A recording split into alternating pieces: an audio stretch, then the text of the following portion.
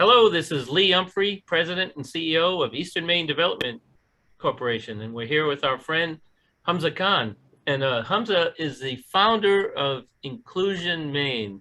Is that right? Did I get that right? Yes, yep, yes. That's Oh, right. good. And you've been doing this for over 2 years, I believe. Yeah. What was your goal? What was your thought process? Because you had done some other stuff. You worked at Mhm. a major bank and other places doing diversity and inclusion. But what made you want to start this organization? So part of the reason why I wanted to do this work is I I came to Maine as someone from a very different culture, a very different background. I moved from Multan, Pakistan, to Standish, Maine, which was a huge transition. How old were And you, Hamza, when you did that? I was 8 years old, so I was Yeah. very young, which actually kind of helped in ways because as a child you're just curious and you can. It's not as difficult as it might be as an adult, but it was really a huge transition. And even from that age, I started to kind of explore the differences in culture and how our differences both make us unique, but also there's opportunities for us to learn about each other and grow from that. Even at a very young age, I recall my peers and teachers being really curious about my background and culture. And from there, I've always been involved in conversations around race, my background, where I come from, my history, our culture. It's always been something that's been on the forefront. I've always spoken about these topics or engaged in various ways. But what led me to really uh, create an organization was to move forward in an intentional manner. People like myself are moving to Maine. And someone like myself, I was someone who was perhaps a little bit more outgoing and comfortable with sharing about my culture. And when there were situations where I might have felt harassed or I might not have felt included, I just may have not felt like I was I that sense of belonging in my classroom or really anywhere, any interaction I may have had. I was able to overcome that. I was able to persevere and overcome that. But as you know, as I got to know more folks, I see that folks. This is a huge challenge for our state. How we include others, how we are intentional about making sure that people from all background can live in the state, feel safe, and feel included. So I that you know I felt as a child I faced many of the challenges, and even as an adult all throughout my life I've lived in Maine, and I consistently saw these challenges. But personally, I was able to overcome many of them. But one of the things that I noticed is that we need to really be intentional about building a society that welcomes all folks, and not everyone wants to go through um, harassment and feeling like you don't necessarily belong in an environment. Right. And that feeling is so counterproductive to helping folks feel like that they are truly a part of the society. They have a voice and they're able to have impact. And that's what we really need in the state, especially when we look at our workforce, when we look at the makeup of our population, that we need greater racial diversity to be sustainable over the long run. So when I saw those things, and when I really reflected on my passion, my focus turned to becoming more intentional about this work, working with organizations, and hosting dialogue at the statewide level. That includes our conference that we organized last year and are hoping to organize for this year as well. But the purpose of that really was to become intentional about this work, and focus on how can we create workforce inclusion and attract folks from racially diverse backgrounds to Maine, so that we can have a society that is welcoming, that includes people from all backgrounds. And um, we need that going forward, because of the kind of society that we're seeing in terms of folks moving, and the increase in racial diversity within the state. So my hope was really to become intentional about this work, and focus, work with partners, work with businesses and organizations to help build a society where people like myself, people from any background, can live, feel safe, can thrive, and not feel like they don't belong in this, they don't belong in this environment. And a lot of times folks may say you belong. I heard that, which was really positive, that you belong in this environment. But it's not just saying, it's not just the words of expressing that. It's the feeling of knowing that you do truly hold a place, hold a voice. And it's a mutual relationship. It's not that you are being given something, that you are truly a part of the Right. society. So I wanted to make sure that that was possible, not only for myself, but for folks from racially diverse backgrounds that are already here, for our future generations. And it's about time that we start moving in that direction. Yes, and I think you really started the process with last year's conference, and you're going to carry it on with next year's conference. Were there any takeaway surprises bringing people together? Anything from the discussion that kind of resonates with you today? So the biggest thing that the biggest thing that I saw is there's an overwhelming commitment across the state to do this work. That was one of the challenges that we saw, especially before 2020, that there was we were still in that phase of figuring out getting buy-in from folks.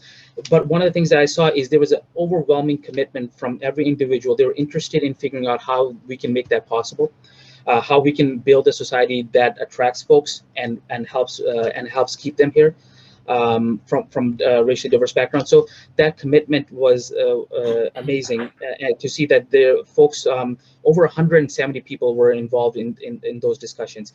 So it was amazing to see that. And in terms of planning, we really did about 3 or 4 months of planning. This year we're investing a lot more time. So it was amazing to see the response, and to see the response, to see it very quickly. The other thing that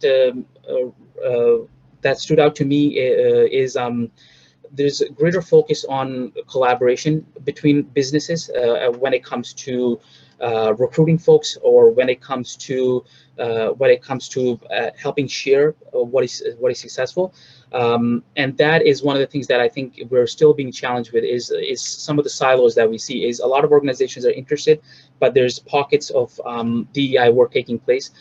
And one of the things that was amazing is those many different folks that are doing this work in different areas of the states were able to come together, and they're willing to collaborate on moving efforts forward. And I believe the collaboration that we were able to see is really the way we can help move these efforts forward, is because no one bank or no one organization or one initiative can really have impact. It's really how we can work collectively, and that's even with Eastern Maine Development Corporation working with Inclusion Maine, Educate Maine, and a number of our other organizations that helped make that conference possible. It was because of that collaboration that we were able to make it. Yeah, that's key. And a lot of the new Mainers face a lot of barriers when they get here, besides the whole blending in barrier, but housing and childcare and all kinds of things. How do you help a new Mainer kind of not only acclimate to Maine, but kind of get the services and find affordable housing? So one of the things that is really important is the network that individual has. As you know, many folks, especially as new Mainers, when they come to Maine, they might be coming for various reasons. Perhaps they're an asylum. They might be an individual who's asylum seeker, or they might they may have come through a visa lottery process or a work visa. It could be a variety of reasons, but the local community that already exists, the community members that can welcome that individual, that can connect them with the local resources, are the biggest help. For example, the Maine Immigrant Rights Coalition, that is an organization that is works with many different immigrant populations. But one of the things that is amazing about them is their network of organizations. There's organizations that help that focus on the Rwandan community, the Congolese community. There's organizations that are much more focused on Arab communities, and those are the folks that are the first. Perhaps you might call them, those are the first point of contact, really. We might think of the state or municipal government, but those are, I would say, the community leaders that already are in Maine from various immigrant communities are really the first point of contact. They're the ones that are helping make the connections and know, what are the services that a person can outreach to. The other key organization is the Greater Portland Immigrant Welcome Center.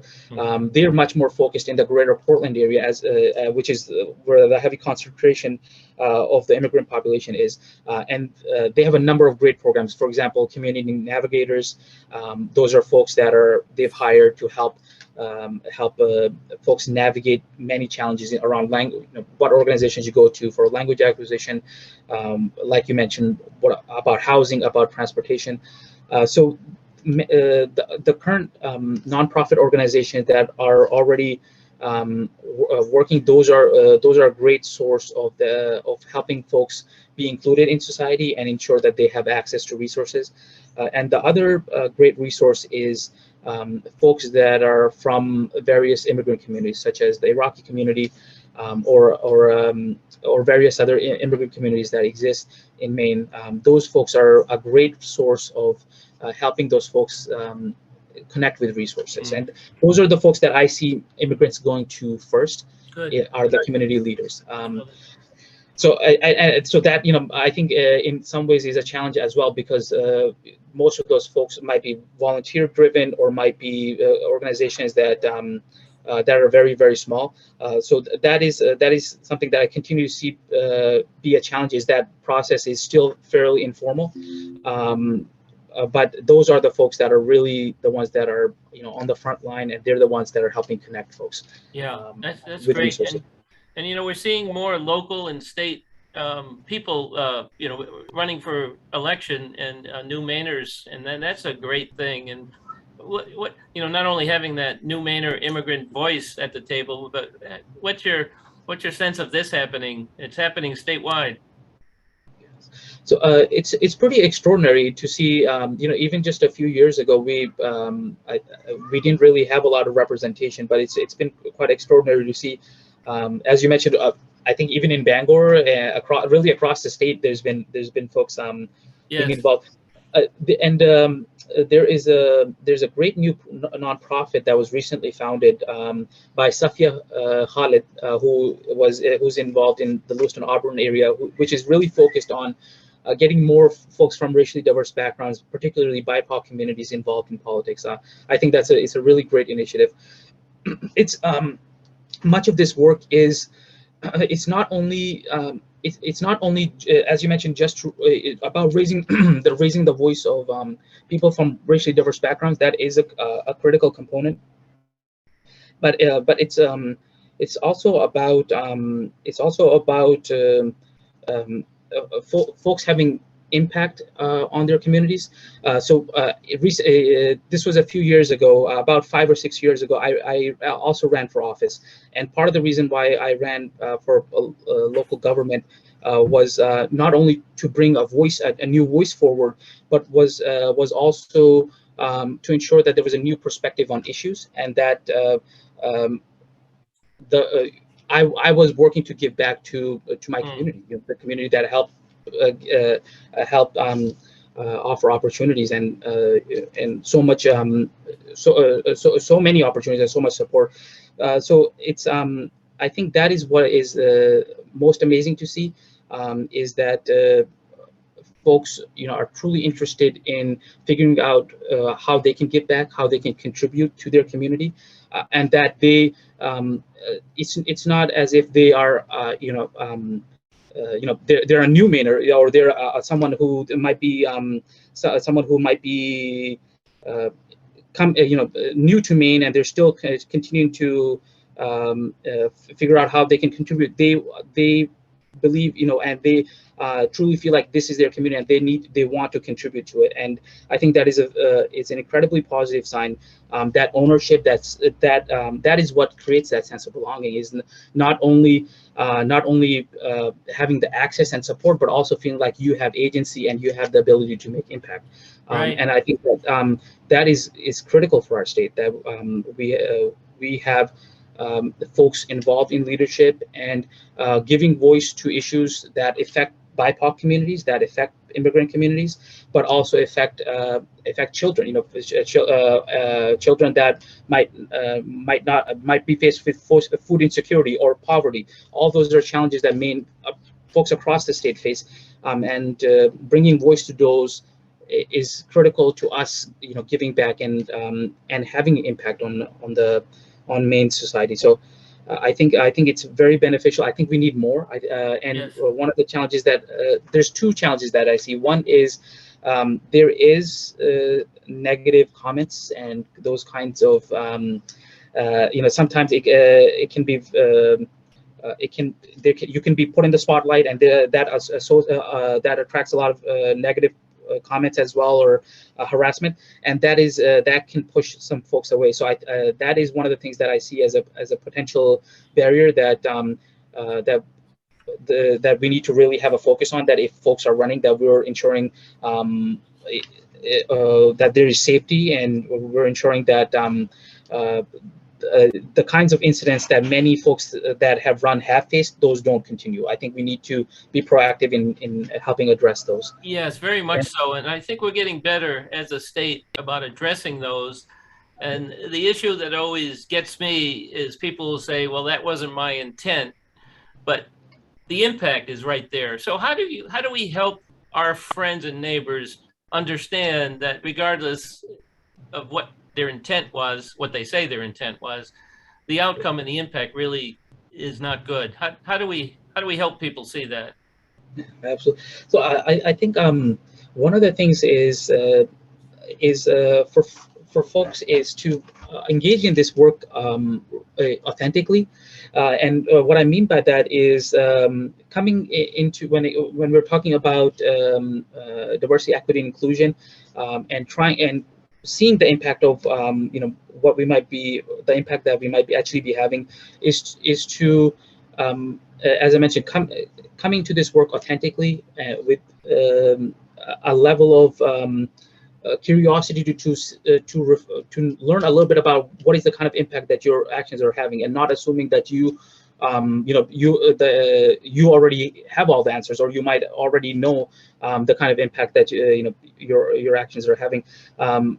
One of the things that I see is folks might assume that they're because they have positive intentions, or they might be they might not mean any harm. We can obviously, as humans, can still cause harms. So it's important for us to engage in this work authentically, to be honest, and recognize that we certainly no one individual might have all the answers. It's important for us to hear other perspectives as well, and to recognize that that just our way of thinking is certainly not the only way of thinking. That there's going to be other ways. There's going to be other ways of perceiving situations, and especially because of lived experiences, our experiences are going to differ greatly. So I think that's something that will, over time, I think the state will continue to evolve in, and there's great progress being made around this, around folks having dialogue and discussions, and also looking at how they can move beyond commitment into practical steps. Even looking at Kennebec Valley region. There's efforts there, obviously Bangor, in northern Maine, across the state. So there is a commitment for folks to engage in this work authentically, to come into conversations with humility and a focus on learning. That we're hoping to gain information and learn and gain a new perspective. And that it's important for us to reflect on our own perspective, recognizing that our way of thinking is not the only way. That can be a challenge for folks. I really recognize that could be a challenge for many folks, but it's important for us to recognize that this is the trend that the state is going in, that there will be greater racial diversity, and that it's important for us to come into this work with humility, with authenticity, and ensure that we're hoping to not only bring our own lens, but for a moment set that aside and be curious about someone, another person's perspective. And some of it might be very small small things, but some of it might be very impactful, like actual racism or harassment. And in those situations, I think that's where we really have to not become defensive and say, no, that was not a racist comment, or have a perception that this was not a biased situation. We might have that perspective, but it's important for us to at that point slow down and go into a phase where we're listening more and we're trying to figure out if perhaps there's a gap in our own perspective. Yeah, I think it goes both ways. Absolutely. So that's good. A reciprocal listening is wonderful. And I think the sense of community that new Mainers are bringing is what Maine people like. And I think that's going to transcend everything, the sense of community. Absolutely. Absolutely. Yeah. I mean, ultimately speaking, we're, we're talking about people from many different backgrounds, from many different societies, but we all want to live in a society where we feel included, where we feel like we can contribute. So I think there's the progress that's being made is truly incredible, and the resources that are being dedicated across the state. So it's truly amazing the work that's being done right now. And not just in one particular area, across the state. Yeah, and I think anybody new to Maine can preserve their own identity and their own heritage and be part of our community. So I get a sense that that's a growing acceptance among people. Yes, yep. I mean, just looking at the increase of racial diversity in well, I mean, across the state over the last 10 years, it's just it's been tremendous.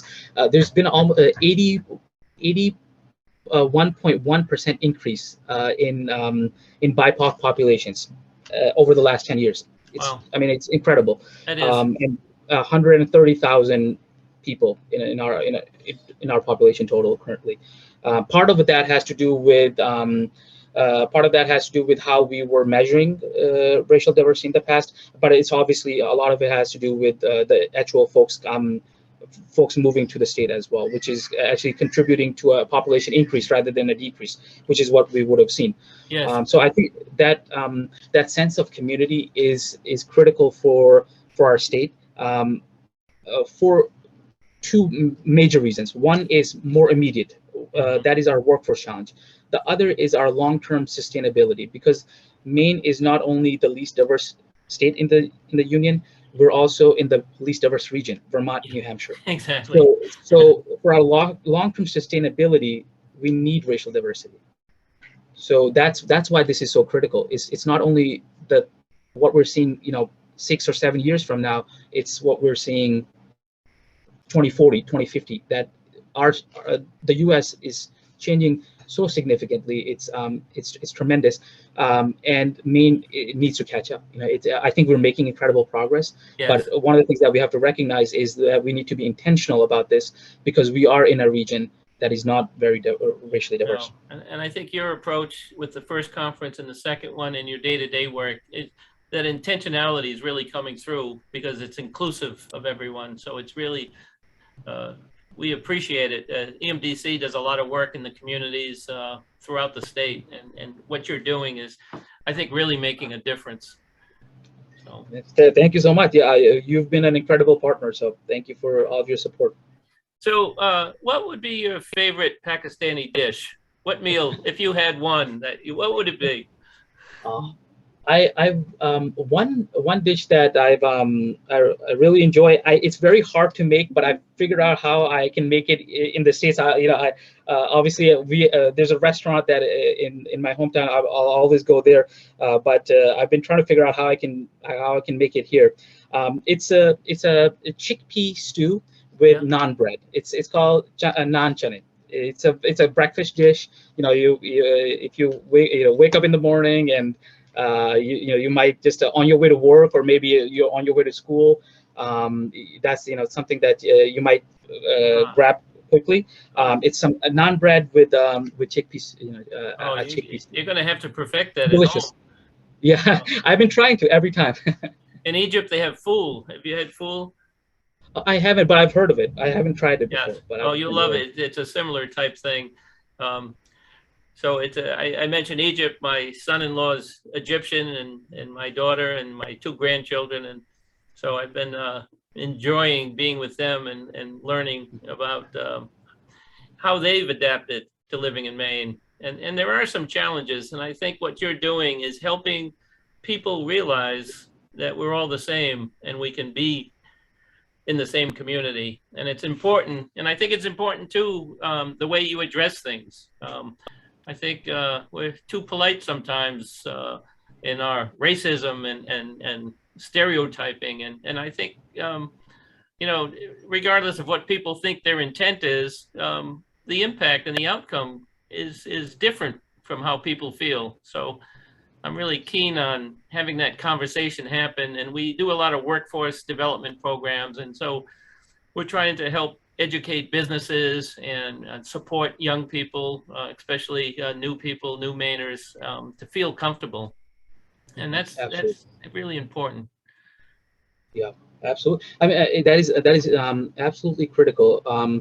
And one of kind of the comment, as you were mentioning, my goal is as much as possible to be as straightforward about the things that I see. But I think it's so important to recognize that there, as I mentioned, there is so much great work being done already within the state, and that there's the efforts that we're seeing are across the state. So that is critical, because there's been such a heavy focus in the southern Maine region, and one of the things that Inclusion Maine has really been focusing, and thanks to Eastern Maine Development Corporation, is looking at how can we shift the focus towards rural Maine, because that's so much. There's so much opportunity for people from racially diverse backgrounds, and that is that is it's both a challenge and an opportunity. The reason why it's a challenge is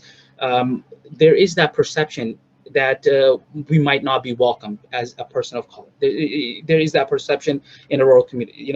I think that's it. But there's the opportunity for us to overcome that as well, because there's so much. There's growing wages. There's more cost-effective housing, better quality of life, and there's one of the things that doesn't get talked about is that there is greater racial diversity growing in rural communities as well, particularly around folks from Latin American countries. There's been significant racial diversity growing from folks from those backgrounds. So it's really important for us to shift that focus towards how can we focus on rural Maine, and really outside of the Greater Portland area. We certainly need to continue our efforts in the Greater Portland area, but the area that's really needs attention is Oxford County, is Aroostook County, it's Washington County, it's really the Franklin County. It's the rural counties that are having workforce challenges, that are seeing their populations decrease, and have that perception that we might not be welcome. So that's why we need to have that kind of intentional focus and also work with those communities to overcome challenges. So that's what makes me so excited about this work, is there's so much opportunity for us to help rural Maine especially thrive, help the whole state, but really rural Maine thrive. So I think the future is incredibly bright as we keep the especially if we keep the focus on a statewide effort and we engage in this work in an honest way.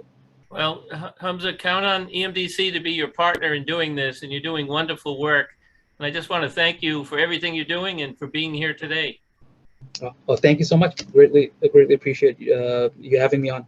Great.